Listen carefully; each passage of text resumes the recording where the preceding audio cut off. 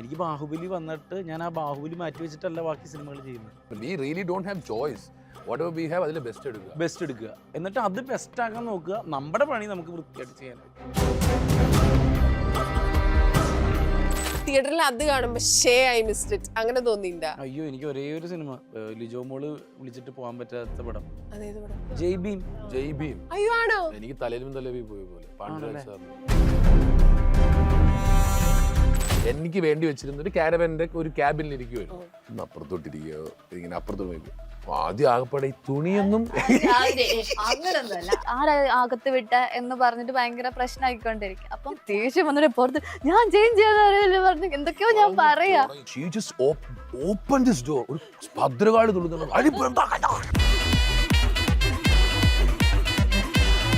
Last climax ദൂരെ ഒരു വക്കീൽ കൊണ്ടിട്ട് പാവം ജൂനിയർ ആർട്ടിസ്റ്റാണ് പുള്ളി. അവിടെ അങ്ങനെ നിന്നാലും അതൊന്നും ഡസന്റ് എഫക്ട് ആക്ച്വലി. അവിടെ ഇരിക്കുന്ന പിന്നെ അഡ്വക്കേറ്റ് വേഷം കിട്ടും. നിങ്ങൾ എന്തോടെ കാണിക്കുന്നു മാറി അതിന്റെ ആവശ്യമൊന്നുമില്ല. നീ പ്രേമിക്കുന്നു. ഞാനും എഴുതുന്നുണ്ട് കേട്ടോ. ഞാൻ എഴുതി ഞാൻ പറഞ്ഞിട്ടുണ്ടായിരുന്നു. നീ ആരെ തോപ്പിക്കണ എഴുതാ. ആ പടത്തില് ഞാൻ അഭിനയിച്ചിട്ട് ഞാൻ നിന്നോട് റിവെഞ്ച് ചെയ്യും. ഇനി അത് കണ്ട് ഞങ്ങൾ ആരോട് റിവെഞ്ച് ചെയ്യും?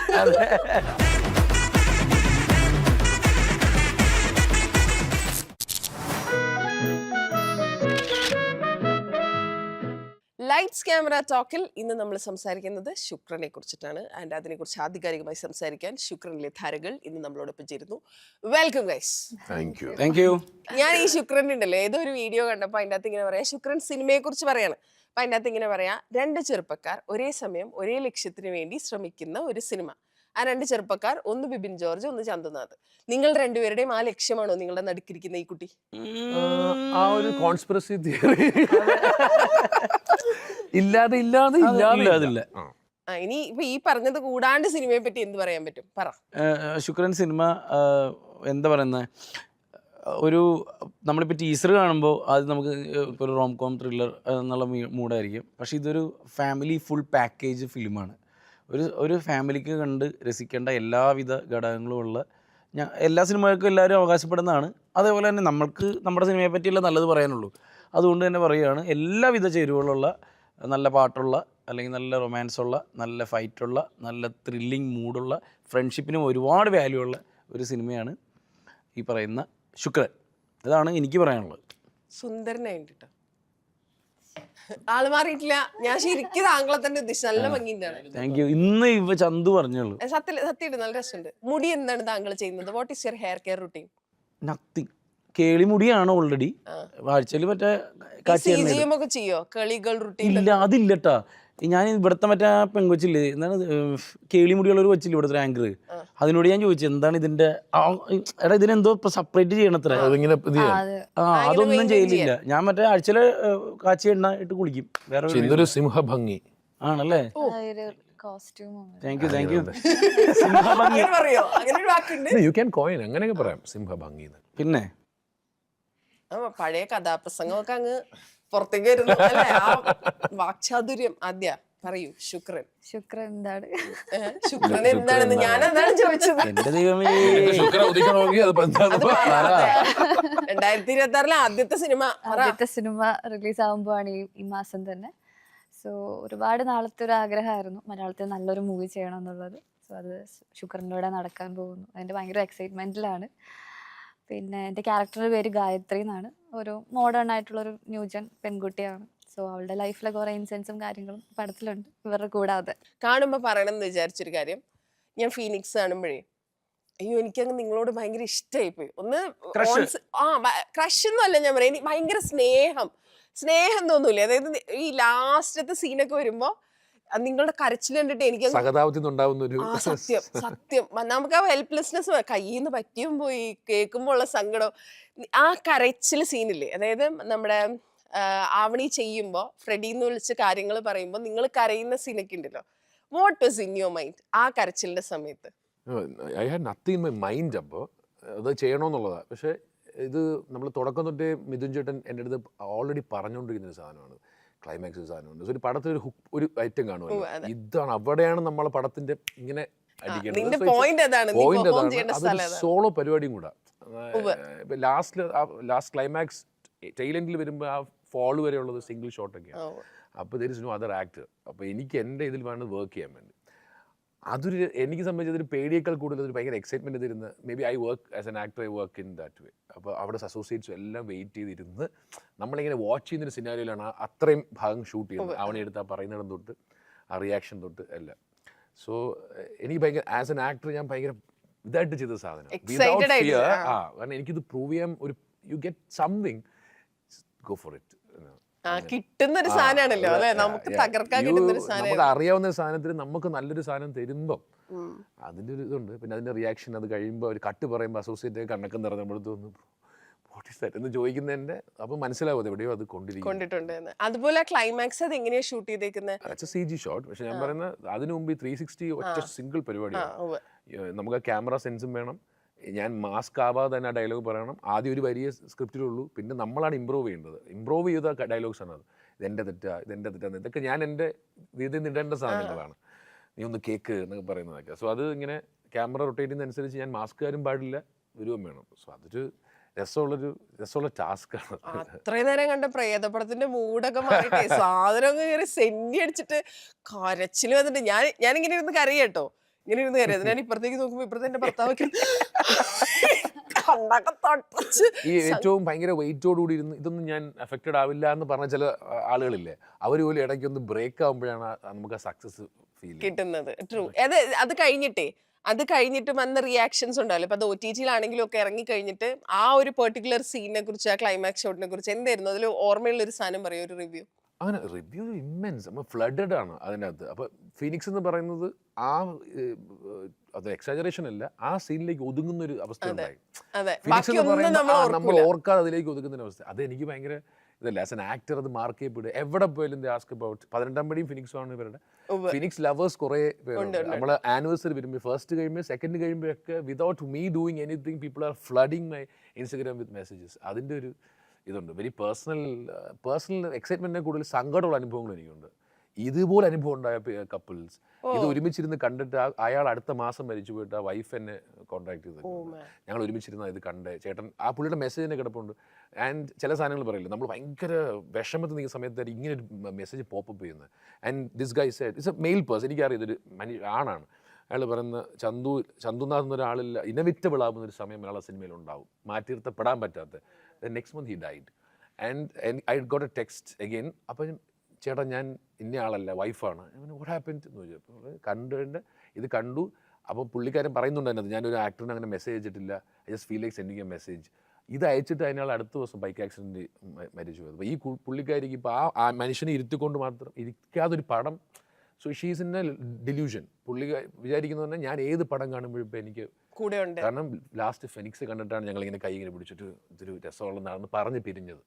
സോ ഇങ്ങനെ കുറേ ഇതിനകത്ത് പേഴ്സണൽ മെസ്സേജസ് ഒരുപാട് എനിക്ക് ഫിനിക്സിനെ പറ്റി വരാറുണ്ട്. മനസ്സിലായി. അതുപോലെ പാട്ട് അത് കുറേ കാലങ്ങൾക്ക് ശേഷം നമുക്ക് ഇപ്പോഴും റീൽസിലൊക്കെ അത് ഭയങ്കരമായിട്ട് ഓടിക്കൊണ്ടിരിക്കുന്ന പാട്ടാണ്. സത്യം. പാടോ ബിബിൻ? അത് നമ്മളിലേക്ക് വന്നിരിക്കണം. ഇല്ല, ആ പാട്ട് എനിക്ക് സത്യത്തിൽ അറിഞ്ഞൂടാ. അല്ല, ആ പാട്ടിന്റെ അല്ല ഞാൻ പാടി ശരിയാവില്ല. രണ്ടുപേരും ഇവിടെ ഒരു ഗായകൻ ഇരിക്കുമ്പോ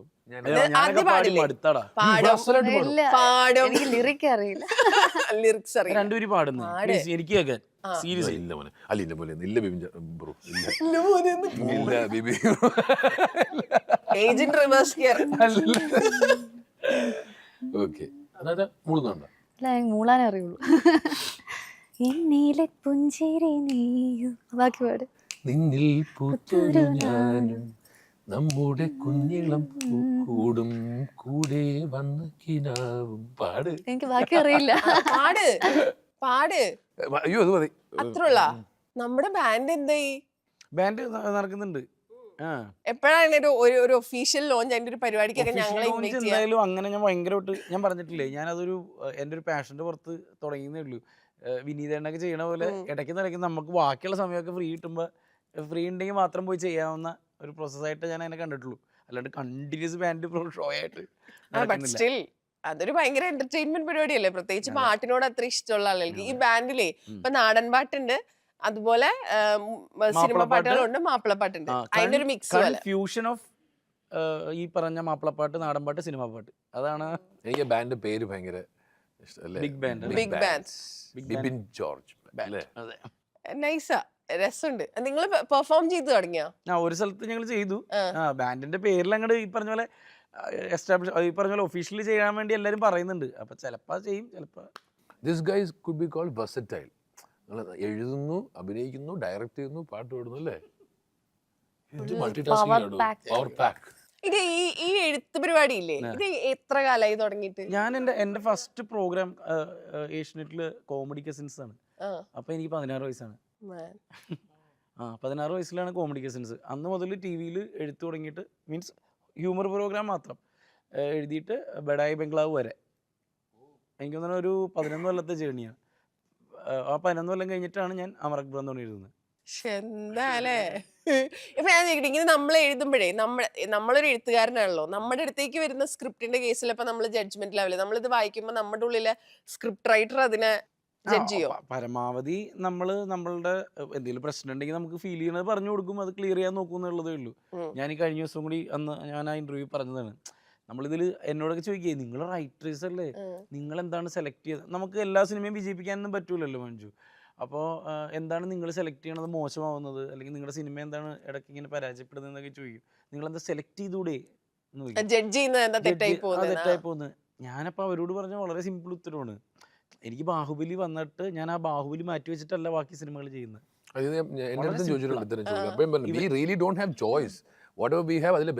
ബെസ്റ്റ് എടുക്കുക, എന്നിട്ട് അത് ബെസ്റ്റ് ആക്കാൻ നോക്കുക. നമ്മുടെ പണി നമുക്ക് വൃത്തിയായിട്ട് ചെയ്യാൻ പറ്റുള്ളൂ. അതൊരു ഭാഗ്യവും കൂടിയാണ്, ഈ നല്ല സബ്ജക്ട് വരിക നമ്മുടെ അടുത്തേക്ക് അത് എത്താന്നുള്ളത്. അല്ലാതെ നമ്മളൊരു മോശം സ്ക്രിപ്റ്റ് നമ്മൾ സെലക്ട് ചെയ്യുന്നതല്ല. നമുക്ക് വരുന്ന കാര്യങ്ങൾ ചിലപ്പോൾ അങ്ങനെ ആയിരിക്കാം, ചിലപ്പോൾ ബാക്കി സെറ്റപ്പ് അങ്ങനെ ആയിരിക്കാം. ഇതൊക്കെ ചിലപ്പോൾ ഇനി സ്ക്രിപ്റ്റും ഒക്കെ ഗംഭീരമായിട്ട് ചിലപ്പോൾ ഷൂട്ട് ചെയ്ത് ഔട്ട് ചിലപ്പോൾ നന്നാവണമെന്നില്ല. പ്രോസസ് അല്ലേ, സ്ക്രിപ്റ്റ് മാത്രമല്ല, സ്ക്രിപ്റ്റ്, ടീം, പ്രൊഡക്ഷൻ, അത് കഴിഞ്ഞ് ഡിസ്ട്രിബ്യൂഷൻ, തിയേറ്ററിൽ എത്തി ഇത് അവസാനം എത്തുന്നതിലാണ് അതിന്റെ സക്സസ് ഫാക്ടർ ഇരിക്കുന്നത്. ഇപ്പൊ ഇങ്ങനെ നമ്മളൊരു സിനിമ ചെയ്യുമ്പോഴേ ചിലപ്പോൾ വേറെ സാധനം വന്നിട്ടുണ്ടാവും, പക്ഷെ ഡേറ്റ് ഇഷ്യൂ കൊണ്ട് നമുക്ക് ചെയ്യാൻ പറ്റില്ല. തിയേറ്ററിൽ അത് കാണുമ്പോൾ ഐ മിസ്ഡ് ഇറ്റ് അങ്ങനെ തോന്നിയിട്ടുണ്ടോ? അയ്യോ, എനിക്ക് ഒരേ ഒരു സിനിമ, ഇത് നമ്മുടെ ലിജോ മോള് വിളിച്ചിട്ട് പോകാൻ പറ്റാത്ത പടം. അതേത് പടം? ലിജോ മോളിന് നാഷണൽ അവാർഡ് കിട്ടിയ പടം. ഇത് മറ്റേ ഇത് ദുബായിലായിരുന്നു. അത് അവര് പെട്ടെന്ന് നാളെ വന്നു പറഞ്ഞു. എനിക്ക് അറിയത്തില്ല ഏത് റോളാണ്. ലിജോ മോളാണ് എന്നെ വിളിക്കുന്നത്. എനിക്ക് തലയിലും തലവി പോയ പോലെ പാണ്ഡുരാജ് സാറിന്റെ. അയ്യോ, അപ്പൊ ഞാനൊരു പോളോ എന്നൊരു സിനിമ ഞങ്ങൾ വർക്ക് ചെയ്തുകൊണ്ടിരിക്കുകയായിരുന്നു. അതിന് full transformation, body transformation, 6 months അതൊക്കെ. ആ പടം മാർക്കോ റിസംബ്ലൻസ് കൊണ്ട് ഞങ്ങൾ തിരിച്ച് ഇതേതും ചെയ്തു. മറ്റതിന് പോകാൻ പറ്റിയില്ല. അങ്ങനെയൊക്കെ വരുമോ? അങ്ങനെയൊക്കെ വരും. ഒറ്റപ്പെട്ട സംഭവമല്ല. ഒറ്റപ്പെട്ട സംഭവം എല്ലാ എപ്പോഴും നമ്മള് ഞങ്ങളൊക്കെ കാണുന്ന സന്തോഷം എന്ന് പറഞ്ഞു കഴിഞ്ഞാല് ഇതെല്ലാം കോടിക്കണക്കിന് ആളുകളിൽ വളരെ സെലക്ട് ആയിട്ടുള്ള ഇന്റർവ്യൂ ചെയ്യാൻ നിൽക്കുന്ന 3 പേരാണ് ഞങ്ങള്. ഗ്രാറ്റിറ്റ്യൂഡ് കിട്ടണമെങ്കിൽ സന്തോഷമാണ്, ഹാപ്പിയാണ്, അതിലൊരു കുഴപ്പമില്ല. ഇതില് ഇപ്പൊ ശുക്രൻ വരുമ്പോ ഉണ്ടല്ലോ ഒരുപാട് ആർട്ടിസ്റ്റുകളുണ്ട്. ഇപ്പൊ ഷൈൻ ചേട്ടനുണ്ട് ഇല്ലേ, നമ്മുടെ ബിനു കൊട്ടാരക്കര, നിങ്ങളുടെ ബെസ്റ്റ് ഫ്രണ്ട് അല്ലെ ബിനു. ബിൻചേട്ടനുണ്ട്. ബിൻചേട്ടൻ ഒരു സ്ഥലത്ത് ഒരു ഇന്റർവ്യൂല് പറഞ്ഞ ഞാൻ കേട്ടതാണ്, നമ്മുടെ മറ്റേ ബിൻചേട്ടന്റെ ഫേമസ് ഡയലോഗ് ഉണ്ടല്ലോ, അപ്പൊ മനസ്സിൽ ഞാൻ പൊക്കോട്ടെ. ഇത് നമ്മള് ഇപ്പോഴും, അതായത് 2019 മാർഗംകളി ഇറങ്ങുന്നത്, ഇപ്പോഴും ആളുകൾ, ഇപ്പൊ ഞാനൊക്കെ ഡെയിലി ലൈഫ് എന്ന് പറഞ്ഞാൽ നമ്മൾ ഉപയോഗിക്കാറുണ്ട്. പക്ഷെ ഇത് എഴുതിയതിന് എനിക്ക് കുഴപ്പമൊന്നുമില്ലായിരുന്നു, പക്ഷെ ഇത് എഴുതിയതിന് ബിബിനും അത് ഡയറക്ട് ചെയ്തതിന് ശ്രീജിത്തിനും കുറെ വഴക്ക് കേട്ടിരുന്ന ആൾക്കാരുണ്ട്. അങ്ങനെ വന്നിട്ടുണ്ട്? അങ്ങനെ വന്നിട്ടുണ്ട്. ഞങ്ങൾക്ക് അന്നത്തെ അവസ്ഥയിൽ ബിനു, ഞാനും വിഷ്ണു സിനിമയിൽ വന്നു. എൻ്റെ കൂട്ടുകാരനെ എങ്ങനെയെങ്കിലും അതിലേക്ക് ഒന്ന് വരുത്തണം, അവനെ അഭിനയിപ്പിക്കണം എന്നുള്ള മൈൻഡാണ്. എങ്ങനെയെങ്കിലും ആ പടത്തിൽ, അപ്പം എൻ്റെ ബോംബ് കഴിഞ്ഞ് നിൽക്കണം, സക്സസ് കഴിഞ്ഞിട്ടുള്ള അടുത്ത സിനിമയാണ് മാർഗംകളി. മാർഗംകളിയുടെയും കഥ ശശാങ്കനായിരുന്നു, തിരക്കഥയൊക്കെ ഞാനായിരുന്നു. അപ്പോൾ എന്താണ് സംഭവം എന്ന് വെച്ച് കഴിഞ്ഞാൽ, എങ്ങനെയെങ്കിലും ഇവനെ ഒന്ന് സെറ്റാക്കണം, ഇതാണ് നമ്മുടെ മൈൻഡിൽ. വേറെ ഒരു ചിന്തയില്ല അതിൽ. പിന്നെ അന്ന് ഈ ബോഡി ഷെയ്മിങ്, ഇപ്പോൾ പൊളിറ്റിക്കൽ കറക്റ്റ്നെസ്, വുമൺ പരിപാടികളൊന്നും ആയിട്ടില്ല. എങ്ങനെയെങ്കിലും ഇവൻ രക്ഷപ്പെടുത്താൻ വേണ്ടിയിട്ട് ഒരു സ്ട്രൈക്ക് ഡയലോഗ് ഉണ്ടാക്കുകയാണ്. അതാണ് അപമാനിച്ച് കഴിഞ്ഞ് പൊക്കോട്ടെ. ഞാൻ എഴുതിയ ഡയലോഗ് അത്. അപമാനിച്ചെങ്കിൽ പൊക്കോട്ടെ. ഇപ്പൊ ലോകത്ത് എല്ലാരും ഏത് പരിപാടിക്കും അത് ആ പറയാം. സിനിമ കാണാത്തവര് പോലും ഈ അത് ഏത് സിനിമയെന്ന് അറിയില്ലെങ്കിലും പോലും നമ്മൾ അത് ഉപയോഗിക്കാറുണ്ട്. പറയും. അപ്പൊ അവന് വേണ്ടിയിട്ട്, അവനെ രക്ഷപ്പെടുത്താൻ വേണ്ടിയിട്ട് എഴുതിയതാണ്. അത് അതേപോലെ തന്നെ സംഭവിച്ചു. അവൻ രക്ഷപ്പെട്ടു. അവൻ രക്ഷപ്പെട്ടു. അന്ന് ബോഡി ഷെയിം ചെയ്തു എന്നും പറഞ്ഞ് എന്നെ കുറെ ചീത്ത കേട്ടു, ഇത് കേട്ടു. പക്ഷെ എനിക്ക് അപ്പോഴും സ്റ്റിൽ ഞാൻ ഭയങ്കര ഹാപ്പിയാണ്. ബിനു ആ പടത്തിലാണ് ആദ്യമായിട്ട് ഭയങ്കര ശ്രദ്ധിക്കപ്പെടുന്ന ഒരു ക്യാരക്ടർ ചെയ്യുന്നത്. പിന്നീട് അവൻ ഹീറോ ആയി. ഇപ്പൊ ഓട്ടം തുള്ളലിലെ വൺ ഓഫ് ദി ഹീറോ ആണ് അവൻ, മാർത്താണ്ഡൻ ഡയറക്ട് ചെയ്യുന്ന പടത്തിൽ. ഞാൻ ആലോചിക്കുക, ഞങ്ങളൊക്കെ ഈ ഒരു ഇൻഫോ എനിക്ക് അറിയില്ലായിരുന്നു. അത് മച്ചാനാണ് എഴുതിയെന്നൊരു സാധനം എനിക്ക് ആക്ച്വലി വന്നില്ല. അൺഫോർച്യുനേറ്റ്ലി എൻ്റെ പ്രശ്നമാണ്, കാണാത്തതിൻ്റെ ശ്രദ്ധിക്കാത്തതിൻ്റെ. നമ്മൾ സഭകളിൽ നമ്മളെ കൂട്ടുകാരുടെ അടുത്ത് ഇതൊക്കെ നമ്മൾ അങ്ങോട്ടും ഇങ്ങോട്ടും കളിയാക്കുമല്ലോ. അതൊരു പ്രോസസ്സ്, നമ്മുടെ ലൈഫിലുള്ള സാധനമാണ്. എല്ലാത്തിലും ഒരാളെങ്കിലും പോകാൻ നേരത്ത് അവമാനിച്ചു കഴിഞ്ഞെങ്കിൽ you have written that man, you are sitting beside me. അതിങ്ങനെ അത് ഭയങ്കര രസമുള്ള ഒരു പ്രോസസ്സാണത്. സത്യം. എടാ അത് ഒരുപാട് ഭയങ്കര സന്തോഷം തോന്നും. ഇപ്പം ഇത് മാത്രമല്ല, ഒരുപാട് പടത്തിൽ ഇപ്പം അമറക് ബ്രന്തോണിയിലാണെങ്കിലും എല്ലാരെയും കൊതിപ്പിച്ച് കടന്നു കളഞ്ഞാല്, അല്ലെങ്കിൽ പങ്കാളി എന്നുള്ള വിളി, സഹോ എന്നുള്ള വിളി, സഹോ ഒക്കെ ലോകം. അമ്മച്ചി എമ്മച്ചി സഹോ, അതായത് ഏറ്റവും കൂടുതൽ നമ്മൾ കേൾക്കണത് പഴംപൊരിക്ക് രതീഷ് എന്ന് പേര്. അങ്ങനെ നമ്മൾ എഴുതിയ സാധനങ്ങൾ തന്നെ നമ്മളോട് തന്നെ ആൾക്കാർ ഇങ്ങോട്ട് പറയുന്നത് ഭയങ്കര സന്തോഷമാണ്. ഇതിനകത്ത് നമുക്ക് ഒരു നമ്മൾ തമ്മിലൊരു വിളിയുണ്ട്, പുള്ളിനെ വിളിക്കുന്നത്. ഇപ്പം പറയുന്നല്ലോ ഇതിലും അങ്ങനത്തെ ഒരു വരിയുണ്ട്. ഈ ബിനുചേട്ടന് ആ സിനിമയ്ക്ക് വേണ്ടി ആക്ച്വലി 85 വെയിറ്റ് ഒക്കെ കൂട്ടിയായിരുന്നു. വെയിറ്റ് കൂട്ടി പുള്ളി ആ ക്യാരക്ടറിന് വേണ്ടി കൂട്ടിയതാണ്. Margamkali one of the special ഫിലിമാണ് എൻ്റെ. ആ സമയത്ത് അത്യാവശ്യം നന്നായി ഓടി പാടോട്ടോ അത്. അതിലെ പാട്ടൊക്കെ ഹിറ്റല്ലേ. ഇപ്പോഴും ആ പാട്ട് കൊണ്ടാണ് ഞാനിപ്പോ ആ ബാൻഡ് തന്നെ തുടങ്ങിയത്, നിനക്കായി ഞാൻ. അതുകൊണ്ടാണ് ഞാൻ ജീവിച്ചു പോകുന്നത്, ബാൻഡും കൊണ്ട് പാട്ടും കൊണ്ട്. ഇപ്പൊ ബിൻചേട്ടനുണ്ട്, അതുപോലെ ഷൈൻ ചേട്ടനുണ്ട്, ഒരുപാട് ക്യാരക്ടേഴ്സ് ഉണ്ട്. ഇപ്പൊ നിങ്ങളുടെ സെറ്റില് 2026 ഇരിക്കുമ്പോൾ 25 ഷൂട്ട് ചെയ്ത സിനിമയല്ലേ, അപ്പോഴത്തെ ഒരു മെമ്മറി ചോദിച്ചാൽ പറയാം. അതായത് എത്ര കാലം കഴിഞ്ഞാലും ഈ ശുക്രനിലെ ഈ സംഭവം മറക്കൂല എന്ന് പറയുന്ന ഒരു സാധനം. അങ്ങനെ ആദ്യം എന്തോന്നു ആലോചിക്കും ആദ്യം. ശുക്രനിൽ മറക്ക, അതാണ് എന്റെ ഏറ്റവും അതെന്താ ഇംപ്രഷൻ പോയ ഒരു മൊമെന്റില് ഞങ്ങൾ തമ്മിൽ ആദ്യം കാണുന്നത്. അത് ഭയങ്കര രസമുള്ള ഒരു മൊമെന്റ് ആയിരുന്നു. എൻ്റെ അടുത്ത് പറഞ്ഞ ആദ്യം എന്ന് പറഞ്ഞ പുതിയ ആർട്ടിസ്റ്റാണ് വരുന്നത്. സോ എൻ്റെ സിനിമയ്ക്കകത്ത് കുറച്ച് പ്രോസസ്സ് ഉണ്ടല്ലോ. ഇപ്പോൾ എൻ്റെ റൂമിൽ നിന്ന് ഞാൻ സ്റ്റാർട്ട് ചെയ്തപ്പോഴത്തേക്ക് എൻ്റെ കൂടെയുള്ള അസിസ്റ്റൻറ്റ്, നമ്മൾ കൂടെയുള്ള സഹായിക്കുന്ന പയ്യൻ വിളിച്ച് സെറ്റിൽ പറയും, വരുന്നുണ്ട് ചേട്ടൻ വരുന്നുണ്ട്. This girl was sitting in my, എനിക്ക് വേണ്ടി വെച്ചിരുന്ന ഒരു ക്യാരവൻ്റെ ഒരു ക്യാബിനിൽ ഇരിക്കുമായിരുന്നു. സോ ആരും അവിടെ ചന്തു വരുന്നുണ്ട് കേട്ടോ എന്ന് പറഞ്ഞിട്ട് ഇവർ പോയിട്ട് ആദ്യം എടുത്ത് പറഞ്ഞു ഒന്ന് അപ്പുറത്തോട്ടിരിക്കുകയോ, ഇതിങ്ങനെ അപ്പുറത്തോട്ട് വയ്ക്കുക. അപ്പോൾ ആദ്യം ആകപ്പാടെ ഈ തുണിയൊന്നും അങ്ങനൊന്നുമല്ല.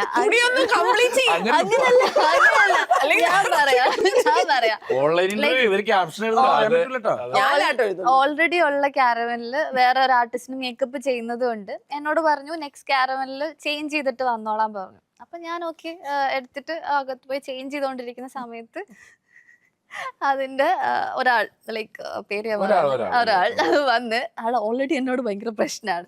അപ്പൊ ആള് വന്നിട്ട് എന്നോട് ലൈക്ക് ആരാ അകത്ത് വിട്ട എന്ന് പറഞ്ഞിട്ട് ഭയങ്കര പ്രശ്നമായിക്കൊണ്ടിരിക്കും. അപ്പം ഞാനിത് അകത്തിരുന്ന് കേൾക്കുന്നുണ്ട്. അപ്പൊ ഇറങ്ങാൻ പറയുന്ന പ്രശ്നം ഓൾറെഡി എനിക്ക് ഭയങ്കര പ്രശ്നം ഉണ്ടാക്കിയിട്ടുണ്ട്.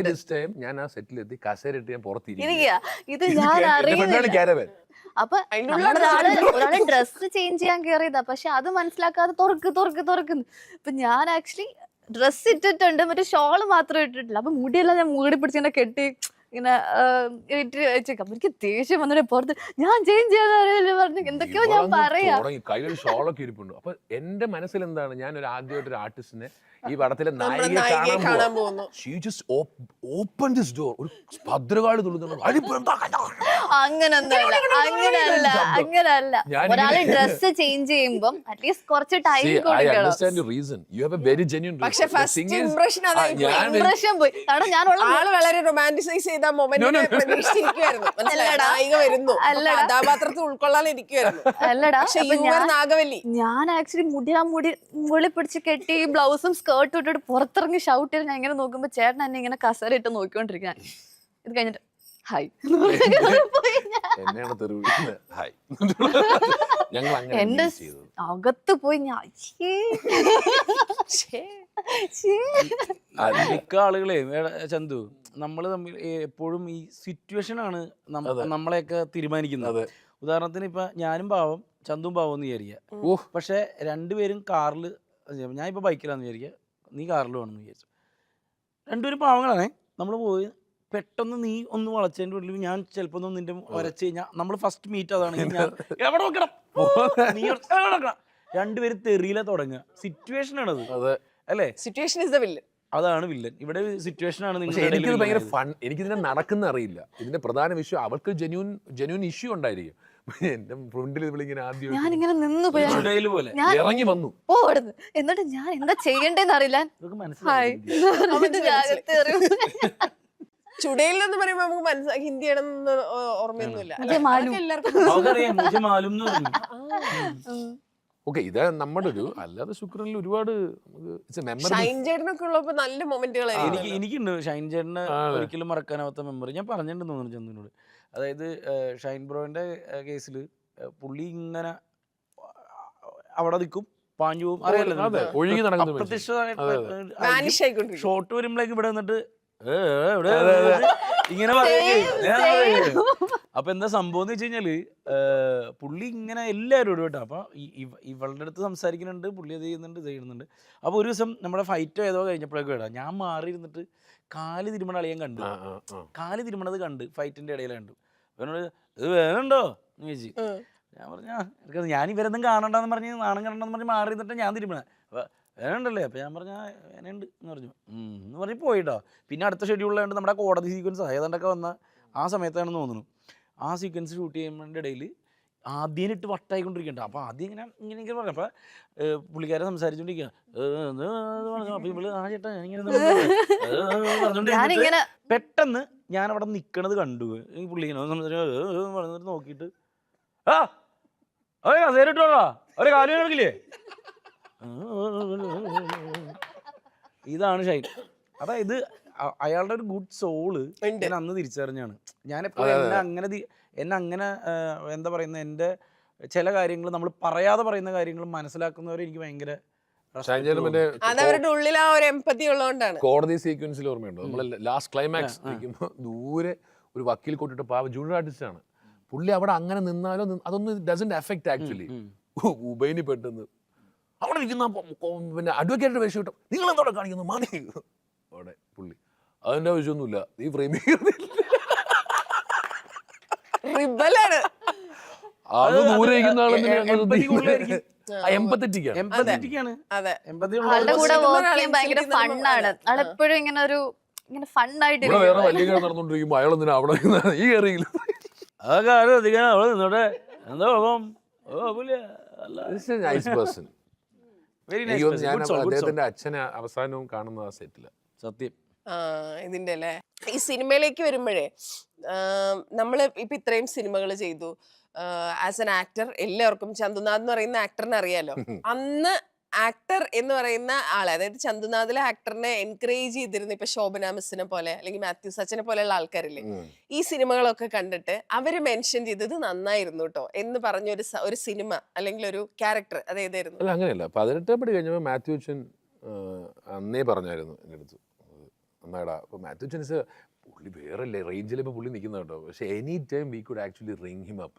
ഇങ്ങനെ അച്ഛൻ്റെ ഫ്രണ്ടിലൊക്കെ ഞങ്ങൾ പാർട്ടി കോളേജ് പൊളിറ്റിക്സിൽ അടിയൊക്കെ ഉണ്ടാക്കിയിട്ട് അച്ഛൻ വലിയ ഓലയൊക്കെ കൊണ്ടുപോയി ഞങ്ങളുടെ നാട്ടിലൊക്കെ നല്ല സിനാരിയൊക്കെ ഉണ്ട്, പൊടാ കയറി പൊടാന്നൊക്കെ പറഞ്ഞിട്ട്. അപ്പം മാത്യു അച്ഛൻ അങ്ങനെയാണ് ഞങ്ങൾക്ക് ഭയങ്കര. സോ ആ 18 മണി സമയത്ത് ഐ തിങ്ക് ഏതൊരു ഫംഗ്ഷൻ വന്നപ്പോഴത്തേക്കും അച്ഛനിങ്ങനെ പറഞ്ഞു. സീ ഡസൻ പുള്ളി അങ്ങനെ സമയമൊന്നുമില്ല. ശോഭന മാമിനെ അറിയാമല്ലോ ക്രൈസ്റ്റിൽ. അപ്പം I don't know whether she has watched any of my movies. പക്ഷേ എൻ്റെ ഇൻ്റർവ്യൂസ് കാണും, എൻ്റെ ക്ലിപ്സ് റീൽസ് ഒക്കെ കാണും. But she always calls me Tendi. It's like that. He calls me like that. അപ്പം എടാ തെണ്ടി, ഐ എം സോ ഹാപ്പി. ടീച്ചറല്ലേ? അതെ, it's a proximity we have ക്രൈസ്റ്റിൽ. You have evolved to become a good actor and a good father. I am so happy about it. എന്ന് പറയുന്ന ഒരു അതൊക്കെ എനിക്ക് ഭയങ്കര പേടിപ്പിക്കോ? ഇല്ല, ഞാൻ പെട്ടെന്ന് ഞാൻ വീഴാൻ പോണ പോലെ തോന്നിപ്പോയി എനിക്ക്. കുഴപ്പമില്ല, ദേജാവ് അങ്ങനെ കഴിക്കാത്തതുണ്ട്, ആഹാരം കഴിക്കാത്തുണ്ട്. പക്ഷേ ശുക്രനി വരുമ്പോഴത്തേക്ക് എനിക്കുള്ള ഒരു അഡ്വാൻറ്റേജ്, എനിക്ക് കുറച്ച് ഫ്രഷൻ ആവുന്ന തോന്നുന്നു. എത്രയോ സിനിമ ചെയ്തതിനേക്കാൾ എൻ്റെ ക്യാരക്ടർ നിങ്ങൾ കാണാത്ത ഒരു ഒരു version ആയിരിക്കും വേർഷൻ ആയിരിക്കും കാണാൻ പോണേ. It's more of a loud and comedy crack ചെയ്യുന്ന നമ്മൾ തമ്മിലുള്ള ഫ്രണ്ട്ഷിപ്പിൻ്റെ ഒരു ബഹളവും. Then you have very composed version of me. Then you have a fight ഇതൊക്കെയുള്ള എനിക്ക് അങ്ങനെ അൺഎക്സ്പ്ലോർഡ് ആയിട്ടുള്ള എന്നെ ഒരു പ്രീ ജഡ്ജ്ഡ് ക്യാരക്ടറാണ്. മനസ്സിലായി. ഉവ്വ്. എല്ലാം മറ്റേ Actually ഒരു പക്ക കൊമേഴ്ഷ്യൽ എലമെന്റ് ഉള്ള പടത്തിൽ ഇതായിരുന്നു തോന്നുന്നു അല്ലേ അങ്ങനെ ആലോചിക്കുമ്പോൾ. അതെ അതെ ഞാൻ പറഞ്ഞ ബാക്കി എല്ലാ പടം ഓടിയ പടങ്ങളാണ്, ഹിറ്റ് ആയിട്ടുള്ള പടങ്ങൾ എല്ലാം ഉണ്ട്. പക്ഷെ എന്നാലും നമ്മൾ ഇപ്പൊ പറഞ്ഞ നമ്മുടെ ഒരു കളർഫുൾ അങ്ങനെ ആ വേർഷൻ ഓഫ് യു Yeah. അതാണ് ഇതിൽ കൂടുതൽ കാണുക. ഇപ്പൊ ചന്തുനെ നമ്മൾ കാണുമ്പോ അതാണല്ലോ മറ്റേ കുറച്ച് സീരിയസ്, Correct. ആ ശബ്ദമൊക്കെ കുറച്ച് ബേസിലിട്ട് ഇതിന്റെ സംസാരിക്കുന്നത് അകത്ത് അതാണല്ലോ. ബേസ് ഇടുന്നല്ലോ അച്ഛന്റെ ഇതാണ് ശബ്ദം. ശബ്ദം. അപ്പൊ ഡാൻസ് നമ്പർ ഉണ്ട് ഇതിനകത്ത്. സോ അങ്ങനെ എന്നെ അങ്ങനെ എക്സ്പ്ലോർ ചെയ്തിട്ടില്ലല്ലോ അങ്ങനത്തെ ഡാൻസ് നമ്പേഴ്സിലൊന്നും. ഫുൾ ഓൺ ഒരു അടിപൊളി പാട്ടൊക്കെ ആയിട്ട് ഒരു ഹൽദി സോങ് അല്ലേ. കുറച്ചൊരു ലൈറ്റർ വേർഷൻ ഓഫ് യുവേഴ്സ് ആണ്. അപ്പൊ ഇതില് ഒറിജിനൽ ചന്തുനാഥ് ഏത് വേർഷനാ? It's a mix of both. പക്ഷേ ഞാൻ കുറച്ചും കൂടെ എൻ്റെ സർക്കിളുണ്ട്, my people, I am the loudest. I make fun of people, I get mocked. ഇതെല്ലാം എനിക്ക് എങ്ങനെയായിട്ട് ഇവനെ തോന്നിയത് ഞാൻ ജിൽജിലാണ്. ഞാൻ ബിബിയുടെ ക്യാരവനെ കയറി ചെന്നു. ആദ്യമായിട്ട് ഞാൻ അങ്ങോട്ട് പോയി, ചന്തു എനിക്ക് അപ്പം തോന്നി പുള്ളി എന്നെ പറ്റി ഇനി ഇവന്മാരെല്ലാം പറയുന്നത്. Then we cracked the whole thing. പിന്നെ ബിബിയൻ എൻ്റെ അടുത്ത് പറഞ്ഞു, എടാ ആക്ച്വലി പുള്ളി പറയണമെന്നുണ്ട് ദാറ്റ് നീ ഒരു ചാടം തിണ്ടിയാന്നാണ് എന്നെ വിചാരിച്ചത്. പുള്ളി അത് പറയുന്നില്ല. കാർ ഇരുന്നിട്ട് ഒരു സീക്വൻസ് ഉണ്ട്. നമ്മൾ ശരിയല്ലടാ, നമ്മളൊരാളെ ഇപ്പം എന്നെയായാലും നിന്നെയാലും നമ്മൾ വെറുതെ ജഡ്ജ് ചെയ്യുമല്ലേ. Very nicely yes. അപ്പൊ ഞാൻ ഇങ്ങനെ ഞാനും ഇത് തന്നെ കേട്ടിട്ടുണ്ട്. എന്നെ വിഷ്ണുവിനെയും കമ്പയർ ചെയ്തിട്ട് നിങ്ങൾക്ക് അങ്ങനെ ഒരു ഇമേജ് ഉണ്ടോ? എനിക്കുണ്ട്. അത് നിങ്ങൾക്ക് ഇപ്പൊ തോന്നണമില്ലാത്തതെന്ന്. എനിക്ക് അങ്ങനെ ഞാൻ എപ്പോ കണ്ടാലും, അതായത് ഇപ്പൊ ഞാൻ ഒരു ചിരിയുടെ സെറ്റിൽ അവിടെ സൈഡിൽ വെറുതെ ഒരു പണിയില്ലാണ്ടിരിക്കുമ്പോ വന്നാലും യു ആർ ദി ലൗഡസ്റ്റ്. ഭയങ്കര സംസാരവും ചിരിയും കളിയൊക്കെ അല്ലേ. അപ്പൊ ഞാൻ ലൗഡസ്റ്റ് ആണ്. ഞാൻ പറഞ്ഞത് എന്നെ അറിയാവുന്നവർക്ക് മാത്രമേ അറിയുള്ളൂ. ഞാൻ ആദ്യം വിചാരിച്ചു ചേട്ടൻ ഭയങ്കര സീരിയസ്, ഭയങ്കര പേടിയായിരുന്നു. പക്ഷെ പിന്നെ അത് ഞങ്ങളുടെ മുഖം നൽകുന്നതാണ്. മുഖം ഇപ്പൊ പുള്ളിയുടെ ശബ്ദം എന്ന് പറഞ്ഞ പോലെ തന്നെ ഞങ്ങൾ ഇപ്പൊ വിഷ്ണുവിനെ എന്നെയും കൂടി അല്ലേ എപ്പോഴും കമ്പയർ ചെയ്യാം. അപ്പൊ വിഷ്ണു ഭയങ്കര സൈലന്റും ഞാൻ ലോങ്ങിൽ നിന്ന് കാണുമ്പോ എന്നെ എന്തോ ദുഷ്ടനായിട്ടാണ് കരുതിയത്. എനിക്ക് അതിന് നമ്മുടെ ബമ്പർച്ചിരി ഒരുപാട് സഹായിച്ചിട്ടുണ്ട്. സാധാരണക്കാരുടെ ഇടയിൽ ഇവരിങ്ങനെയാണ് കേട്ടോ എന്ന് മനസ്സിലാക്കാൻ നമ്മുടെ പരിപാടി വേണ്ടി വന്നു എന്നുള്ളതാണ്. മനസ്സിലായില്ലേ? ലോങ്ങിന്ന് കാണുന്ന കാര്യം ഞാൻ പറഞ്ഞേ. മഞ്ജുന് ഫീൽ ചെയ്യില്ല. മഞ്ജുന് ഫസ്റ്റ് ഇന്റർവ്യൂ മുതൽ ആ ബിബി ത്രോ നിന്ന് ഒരു മാറ്റം എനിക്ക് ഉണ്ടായിട്ടില്ല. അതാണ് സംഭവം. ശരിയാണ്. നമ്മള് ഭയങ്കര അതാണ് ഞാൻ ചന്തുവിനോടും പറഞ്ഞത്. എന്റെ പേര് ഇപ്പോഴും ചിലപ്പോ ഇതിറങ്ങുമ്പോ മാറുമായിരിക്കും. അതെന്താ അറിയോ, നമ്മള് നിങ്ങള് സ്ക്രീനിലല്ലേ കാണുള്ളൂ, കാണുന്നത് മുഴുവൻ ഇങ്ങനെയല്ലേ. No complaint. ഞാൻ പറഞ്ഞു ഏത് ഇന്റർവ്യൂ പോലെ ആദ്യം ആ ഇന്റർവ്യൂർ ഒന്ന് നമ്മൾ we are in a gel. അല്ലാതെ പുതിയ പിള്ളേരൊക്കെ ഇല്ലേ കുറച്ചൊരു ഇങ്ങനെ നോക്കും. എന്നിട്ട് 2-3 സ്റ്റേറ്റ്മെന്റ് കഴിയുമ്പോൾ പുള്ളിക്കാരി അറിയാതെ പറയും, ചേട്ടാ ഞാൻ ശരിക്കും ചേട്ടൻ ഭയങ്കര സീരിയസ് ആണെന്നൊക്കെ വിചാരിച്ചോ, പേടിച്ചൊക്കെ. അതിനാ ശബ്ദം ഒരു കോൺട്രിബ്യൂഷൻ ആണ്. You can help it. പോട്ടെ, കുഴപ്പമില്ല. ഇനി ഇത് കഴിയുമ്പോൾ ഞങ്ങൾ വേണമെങ്കിൽ ഹൈലൈറ്റ് ആയിട്ട് അതിടാ താങ്കളെ കുറിച്ചുള്ള ജഡ്ജ്മെന്റൽ നോഷൻ. അതെ, അങ്ങനെ ഇട്ട് വെക്കാം. ഇനി എന്നാ സ്ക്രിപ്റ്റ് എഴുതുന്നത്? എഴുത്തൊക്കെ കഴിഞ്ഞു വന്നേ. 2 പരിപാടി എഴുതി കഴിഞ്ഞിട്ട് ആർട്ടിസ്റ്റുകളുടെ പുറകെയാണ്. ഇത് കുറെ നാളായി പുറകെ കിടക്കണേ. നമുക്ക് സെറ്റ് ഞാൻ ഫ്രണ്ടിരിക്കുമല്ലോ. ഇയാൾ എന്നിട്ട് ആർട്ടിസ്റ്റിന്റെ പുറകെ പോകുന്നത് കണ്ടോ? ഇതാണ് സിനിമ. അങ്ങനെയല്ല, അതെ, ജഡ്ജ്മെന്റൽ അല്ല. നമ്മള് ഒരു ക്യാരക്ടർ എഴുതുമ്പോ ഇന്നൊരാളെ വെച്ചിട്ടാണെന്ന് പറഞ്ഞ് നമ്മൾ എഴുതി തുടങ്ങും. അപ്പൊ അയാള് നമുക്ക് സെറ്റ് ആവണ്ടേ? ഞാൻ എഴുതുന്നുണ്ട് കേട്ടോ. ഞാൻ എഴുതി നീ എഴുതറാ. നീ ആരെ തോപ്പിക്കണ എഴുതറാ. ഇവിടെ ഒരു ബോർഡ് വെച്ചേക്കാം, ഞാൻ ഇങ്ങോട്ടില്ല എന്നൊക്കെ. അല്ല, ഇത്ര നേരം ബിബിയുടെ പന്നില്ല. ഇനി ഞാൻ ബിബി വയ്ക്കുക സിനിമയിൽ. That is how take the revenge. സ്നേഹം കൊണ്ട് നിങ്ങളെ സ്നേഹം കൊണ്ട് തോൽപ്പിക്കാന്നില്ല എന്നൊക്കെ. ആ പടത്തില് ഞാൻ അഭിനയിച്ചിട്ട് ഞാൻ നിന്നോട് റിവെഞ്ച് ചെയ്യും. ഇനി അത് കണ്ട് ഞങ്ങൾ ആരോട് റിവെഞ്ച് ചെയ്യും? അങ്ങനെ എടുക്കേണ്ടി വരാത്ത അവസ്ഥ ഉണ്ടാവുന്നു. ഞങ്ങൾ തന്നെ റിവെഞ്ച് എടുക്കുന്ന പോലെയാവും. 2025 കഴിഞ്ഞു. 2026 നമ്മള് ഈ പുതുവർഷത്തില് നമുക്ക് ഇന്നതൊക്കെ ചെയ്യണം, റെസൊല്യൂഷൻസ് എടുക്കുന്ന അല്ലെങ്കിൽ വിഷൻ ബോർഡ് ഒക്കെ ഉണ്ടാക്കുന്ന സമയമാണല്ലോ. 2026 എനിക്ക് ഒരു സാധനം ചെയ്യണം സിനിമയില് എന്ന് അങ്ങനെ മനസ്സിൽ വിചാരിക്കുന്ന അല്ലെങ്കിൽ ആഗ്രഹമുള്ള ഒരു കാര്യം എന്താ? അല്ല, ഇതില് എന്താ പറയാ, നിലനിൽക്കണം എന്നുള്ളത് തന്നെയാണ് എൻ്റെ ആഗ്രഹം. അത് എല്ലാ ടൈപ്പ് പരിപാടികളും പിടിച്ചിട്ട് നിൽക്കണം എന്നാണ്. അതിൻ്റെ കൂട്ടത്തിൽ എനിക്ക് എപ്പോഴും ഞാൻ പറഞ്ഞില്ലേ, എനിക്ക് വില്ലനും അതും ഇതൊക്കെ വേറെ വരുന്നുണ്ട് പരിപാടികളൊക്കെ. അതിൻ്റെ ഒപ്പം തന്നെ എത്ര ഇത് ചെയ്താലും ഒരു ഹീറോ പരിപാടി അതിൻ്റെ ഒപ്പം എനിക്ക് പോകണം. അതെൻ്റെ എൻ്റെ ഉള്ളിലുള്ള എന്താ പറയുന്നത്, എൻ്റെ ഒരു ആക്ടറിനെ ഞാൻ തൃപ്തിപ്പെടുത്തുന്ന അല്ലെങ്കിൽ എൻ്റെ കുറേ എയിം ഞാൻ പ്ലാൻ ചെയ്തിട്ടുണ്ട്. ഞാൻ ഇതിനു മുമ്പ് പറഞ്ഞിട്ടുണ്ടെന്ന് തോന്നുന്നു. അങ്ങനെ നിന്നാലാണ് ഞാൻ അതിലേക്ക് ഉദ്ദേശിച്ച എത്താൻ കാര്യം പറ്റുള്ളൂ. നടക്കുള്ളൂ. അത് എനിക്ക് വേണ്ടി മാത്രമല്ല, ഒരുപാട് പേർക്ക് വേണ്ടിയിട്ട്. അത് ഇത്ര പറ്റിയില്ല, അവന് അതും പറ്റും. അതും പറ്റും. സിനിമനെ ഒരുപാട് ഇഷ്ടപ്പെടുന്ന ആളാണ്, പക്ഷെ അധികം ഫോക്കസ് ചെയ്യാൻ പറ്റിയിട്ടില്ല. ലൈക്ക് എൻ്റെ തന്നെ മിസ്റ്റേക്ക് കൊണ്ട് എന്താ പറയുക, ഫോക്കസ് പല പ്രാവശ്യം മാറിപ്പോയിട്ടുണ്ട്. അപ്പം ഇനിയെങ്കിലും അതൊക്കെ ഒന്ന് റെക്ടിഫൈ ചെയ്ത് നല്ല നല്ല പടത്തിന്റെ ഭാഗമാവണം, നല്ല മൂവീസ് ചെയ്യണം. എഴുത്ത്, എഴുത്തുന്നില്ല, ഡയറക്ഷൻ താല്പര്യമുണ്ട്. അസിസ്റ്റന്റ് ഡയറക്ടറായിട്ട് 2-3 പടത്തിൽ വർക്ക് ചെയ്തിട്ട് എനിക്ക് ഡയറക്ട് ചെയ്യണം ഇല്ല, ആർട്ട് ഫിലിംസ് അസിസ്റ്റ് ചെയ്തിട്ടുണ്ട്. അപ്പൊ എനിക്ക് ഡയറക്ഷൻ എന്തെങ്കിലും താല്പര്യമുണ്ട്. ഓ, രാമൻ തന്നെ അതും വശമുണ്ടോ? ആ പിന്നെ ഡാൻസർ ആണ്. അപ്പൊ ഡാൻസ് കുറച്ചും കൂടെ ലൈക്ക് കുറച്ചുകൂടെ നല്ലത് പഠിച്ചിട്ട് കഥക്ക് പഠിക്കണമെന്നുണ്ട്. എനിക്കൊരു ടാറ്റു ആർട്ടിസ്റ്റ് ആവണമെന്ന് ഒരു അതെ, അന്നൊന്നും എനിക്കാണല്ലോ മനസ്സിലാവാത്തത്. ഞാനാണല്ലോ കിളിപെട്ടിരുന്നത്. ചന്തു, താങ്കളെങ്കിലും കുറച്ച് സീരിയസ് ആയിട്ട് എന്തെങ്കിലും സീരിയസ് ആയിട്ടാ പറഞ്ഞേ. അല്ലടാ, ഞാൻ അവിടെ ഈ ഡാൻസ് ഓറിയന്റഡ് ആയിട്ടുള്ള ഒരു ഡാൻസ് ആണ് മെയിൻ തീം ആയിട്ട്. ഇപ്പൊ അങ്ങനെ ഒന്നും കുറെ നാളല്ലോ ക്ലാസിക്കൽ ചെയ്യണോ? ഭയങ്കര ഇഷ്ടമാണ്. എത്ര കാലം പഠിച്ചു? എത്ര കാലമായിട്ട്? ഞാൻ 9 years പഠിച്ചിട്ടുണ്ട്. ഫ്രം ഫസ്റ്റ് സ്റ്റാൻഡേർഡ് തൊട്ട് ഭരതനാട്യം, കുച്ചിപ്പുടി, മോഹിനിയാട്ടം. ഇപ്പം കഥക്കിനോട് ഭയങ്കര ഒരു ഇഷ്ടമാണ്, അപ്പൊ അത് പഠിക്കണമെന്നുണ്ട്. സിനിമ വരട്ടെ അല്ലേ? 2026 അല്ല 2026 പറയണമെങ്കിൽ ഞാൻ 2025 അവസ്ഥ പറയണമല്ലോ. സോ 2025 അത് ഞാൻ സീരിയസ് നോട്ടിൽ പോകണം, ജെന്യൂൻ ആയിട്ട് റെസ്പോണ്ട് ചെയ്യണോ. ഇപ്പോൾ after Phoenix I have faced real tough struggling time in my life കരിയറിൽ. സോ ബിക്കോസ് ഇപ്പം നമ്മളൊരു സിനിമ വിളിക്കുന്നില്ലേ കുഴപ്പമില്ല, അപ്പോൾ എനിക്കെന്തോ പ്രശ്നമുണ്ട്, എൻ്റെ ആക്ടിങ്ങിനും എന്തോ കാര്യമായ പ്രശ്നം. You get calls from 10 movies, 1 movie, 2 movie, 3 movie, 4 movies, fine. 10 മൂവിയോളം നമ്മൾ വിളിച്ചിട്ട് സെക്കൻഡ് ഡേ തേർഡ് ഡേ അത് ഇല്ലാതാവുക എന്ന് പറയുന്നൊരു സിനാരിയോ. അപ്പോൾ അതിലെന്തോ ഒരു അൺയൂഷ്വൽ എന്തോ ഒരു പരിപാടിയുണ്ട്. കംപ്ലൈൻ്റ് ആയിട്ടല്ല ഞാൻ പറയുന്നത്. So I face that. അപ്പോൾ എല്ലാത്തിലും പറയുന്നത് എൻ്റെ ബാറ്ററി ഫുൾ ആവാൻ വിടുന്നേ ഇല്ല. ഇറ്റ്സ് നിൽക്കുവാണ്, എവിടെയെങ്കിലും നമ്മളെ ഒന്ന് ഇത് ചെയ്യും. പക്ഷെ അതിന് ഞാൻ വീഴാൻ തയ്യാറുമല്ലാത്തൊരുത്തനായതുകൊണ്ട് I case give a fight. So I go ballistic after that. അപ്പം എൻ്റെ വലിയ ആഗ്രഹം എന്ന് പറയുന്നത് എനിക്ക് ഈ വർഷം അങ്ങനെ ഒരു തിരസ്കരിക്കലുണ്ടാവരുത്. Either I shouldn't get a call or I should get a call and I should do that movie. ഒരു റിജക്ഷൻ അത് നമുക്ക് സാച്ചുറേഷൻ ആവുന്ന ഒരു മൊമെന്റ് വരും. ഇപ്പം നമ്മൾ ഇത് ചെയ്തു ഈ പറയുന്ന പോലെ തമാശ അല്ലെങ്കിൽ പോലും ഐ റൈറ്റ്. ബിബിക്ക് അങ്ങനെ ആ ഒരു അവസരം നേരത്തെ വന്നു, ബിബി അത് പ്രൂവ് ചെയ്തു. So I write movies. May be ഫ്യൂച്ചറിൽ I might look in to a directorial area. പക്ഷെ അതൊന്നും എൻ്റെ 2026 പ്ലാൻ അല്ല. I have to get back to the platform and continuously be in the industry without rejection. Reject me for എൻ്റെ കഴിവില്ലായ്മയിൽ നിങ്ങൾ എനിക്ക് പറ്റാത്തതാണെങ്കിൽ പോട്ടെ, എന്നെ വിളിച്ചിട്ട് പിന്നെ you delete the messages, the communication is deleted. There is some interference in between. അതിനുള്ളൊന്നും ആയില്ല ഞാൻ. I am not giving tough to anybody എന്ന് വിശ്വസിക്കുന്ന ആൾ. I have my own space എന്ന് വിചാരിക്കുന്ന ആൾ. ഞാൻ അങ്ങ് തുടങ്ങിയിട്ടേ ഉള്ളൂ. എന്നെ നിങ്ങൾ ഒരു കോമ്പറ്റീഷൻ ആയിട്ടൊന്നും കാണേണ്ട ആവശ്യമില്ല. എൻ്റെ ആവശ്യമില്ല. ഞാൻ സൈഡിൽ കൂടെ അങ്ങ് പോക്കോളാം. I will not leave to everybody. I will not leave. I used to do for myself and I'm doing it for my baby. അപ്പോൾ അത് എൻ്റെ കുറച്ചും കൂടെ ബാലിസ്റ്റിക് അപ്രോച്ച് ആയിരിക്കും. ഞങ്ങളാരും ഒരു ഗോഡ് ഫാദർ ഒരു സപ്പോർട്ടും ഇല്ലാതെ വരുന്നത്. അപ്പൊ അത്രയും സ്ട്രഗിൾ ചെയ്തിട്ടാണ് ഇവിടെ വരെ വന്നിരിക്കുന്നത്. 23 movies I've done, bro. So still ഫീനിക്സിന് ശേഷം I have written this Mammukka. ഞാൻ രാജുവിൻ്റെ അടുത്തൊക്കെ എൻ്റെ പേഴ്സണൽ യൂഷ്വലി അങ്ങനെ ഞാൻ എഴുതുന്ന ഒരാളല്ല. ഒരു ദിവസം എടുത്തിട്ട് ഈ സഹിക്കാൻ പറ്റാതായപ്പോഴത്തേക്ക് ഐ ജസ്റ്റ് റോട്ട് എസ്സേസ് മമ്മൂക്കയ്ക്ക്. He replied very genuinely. He replied, hold on to that, work on it. രാജുവിൻ്റെ പറയുന്ന എല്ലാ ഡിസ്കഷനിലും നമ്മൾ your name is there in almost all the movies.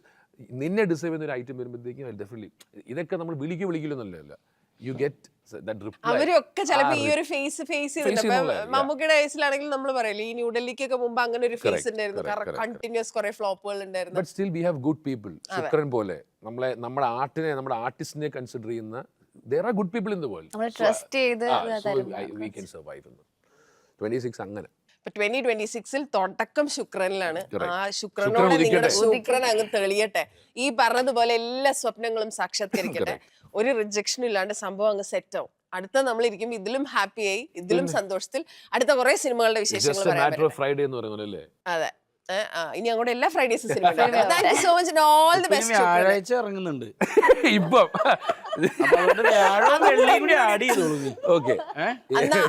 വ്യാഴം വെള്ളി ആഴ്ചയിൽ 2 ദിവസം നിങ്ങളുടെ എല്ലാവരുടെയും ഒരു സിനിമകൾ വെച്ച് ഇറങ്ങട്ടെ പോരെ. Thank you so much and all the best. Thank you.